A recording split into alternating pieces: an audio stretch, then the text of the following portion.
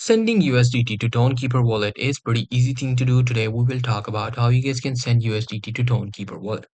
The process is pretty simple. For that, we will open up our Tonkeeper. Now this is how a Tonkeeper wallet look like. Here, first of all, you need to have your Tonekeeper's wallet address. To get that, just click on this receive, and there you go. This is your wallet address. Just copy this address. Now your wallet address is copied. Now with this address, you can transfer your cryptocurrency to your Tonekeeper without any problem. So suppose you are sending it from Binance. We will search for Binance, and then we will go to Binance.com. Now, in the Binance website, this is what you will see. You will be able to see the home page. Currently, I don't think it is loading up because Binance is not available in my region.